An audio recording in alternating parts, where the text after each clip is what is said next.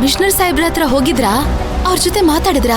ಅದೇ ಹೇಳಿದ್ನಲ್ಲ ಮೈನಾ, ಅವ್ರನ್ನ ಭೇಟಿ ಮಾಡಿ ಎಲ್ಲ ವಿಷಯನೂ ಮಾತಾಡ್ಕೊಂಡು ಬಂದಿದ್ದೀನಿ. ಆಫೀಸರ್ಸ್ ಹತ್ರ ಪ್ರೆಷರ್ ಹಾಕಿ ಧ್ರುವನ್ನ ಆದಷ್ಟು ಬೇಗ ಕಂಡು ಹಿಡಿತೀನಿ ಅಂತ ಅವ್ರು ಹೇಳಿದ್ದಾರೆ. ನೀನೀಗ ಮೊದಲು ಹಾಸ್ಟೆಲ್ಗೆ ಹೋಗು. ಇವ್ರು ಯಾಕೆ ಮತ್ತೆ ಮತ್ತೆ ಸುಳ್ಳು ಹೇಳ್ತಿದ್ದಾರೆ? ನಾನು ರಂಗಮಣಿ ನೋಡಿದ ವಿಷಯ ಇನ್ಸ್ಪೆಕ್ಟರ್ ಸಾಹೇಬ್ರ ಹತ್ರ ಹೇಳ್ಬಿಡ್ಲಾ ಸರ್? ಬೇಡ ಬೇಡ, ಅವನ್ನ ನೋಡಿದ ವಿಷಯನ ನೀನು ಯಾರ ಹತ್ರನೂ ಹೇಳ್ಬೇಡ. ನಾನು ಕಮಿಷನರ್ ಹತ್ರ ಅದನ್ನು ಹೇಳ್ತೀನಿ.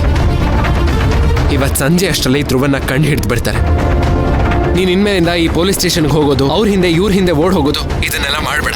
ಏನೇ ಆದರೂ ಅದನ್ನೆಲ್ಲ ನಾನೇ ಡೀಲ್ ಮಾಡ್ತೀನಿ, ಅರ್ಥ ಆಯ್ತಾ?